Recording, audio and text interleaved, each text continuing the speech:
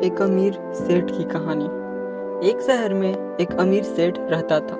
उसके पास बहुत पैसा था, अनेक फैक्ट्रियों का मालिक था। एक शाम अचानक उसे बहुत बेचैनी होने लगी। उसने डॉक्टर को बुलाया और अपनी जांच करवाई, पर कुछ भी नहीं निकला। उसकी बेचैनी बढ़ती गई और उसे समझ नहीं आ रहा था कि उसके साथ क्या हो रहा है। रात हुई, नींद की गोलियां भी खा ली, पर नींद आने को तैयार ही नहीं थी और न ही उसकी बेचैनी कम हो रही थी। वह रात को उठकर 3 बजे घर के बागीचे में घूमने लगा और घूमते घूमते उसे लगा कि बाहर थोड़ा सुकून है, इसलिए बाहर सड़क पर पैदल निकल पड़ा।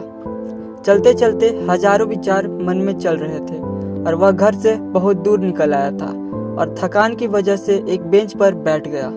उसे वहां बहुत शांति मिल रही थी। इतने में वहां एक कुत्ता आया और उसकी चप्पल उठाकर ले गया। सेठ ने उसे देखा तो वह दूसरी चप्पल उठाकर उस कुत्ते के पीछे भागा। कुत्ता पास के ही एक झोपड़ी में घुस गया। सेठ भी उसके पीछे था। सेठ को करीब आता देख कुत्ते ने चप्पल को छोड़ दी और चला गया। सेठ ने गहरी सांस ली और अपनी चप्पल पहनने लगा। इतने में उसे किसी की रोने की आवाज सुनाई दी। वह और करीब गया तो उसे एक झोपड़ी में से किसी की आवाज आ रही थी।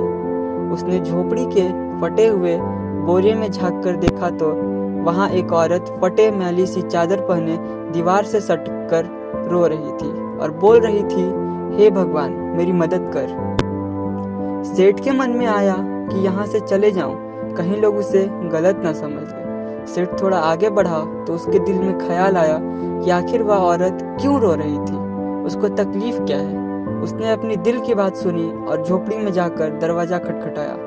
उस औरत ने दरवाजा खोला और सेठ को देखकर घबरा गई। तो सेठ ने हाथ जोड़कर कहा, घबरा मत, मुझे तो सिर्फ यह जानना है कि तुम रो क्यों रही हो। औरत ने आंखों में से आंसू टपकने लगे और उसने पास के ही एक छोटे से बिस्तर में लिपटी हुई 7 साल की बच्ची की ओर इशारा किया और रोते रोते कहने लगी, मेरी बच्ची बहुत बीमार है, उसके इलाज के लिए बहुत खर्चा लगेगा और मैं तो घरों में जाकर झाड़ू पोछा लगाती हूँ, जैसे तैसे हमारा पेट पालती हूँ, मैं कैसे इसका इलाज करवा पाऊंगी। सेठ ने कहा, तो किसी से मांग लो।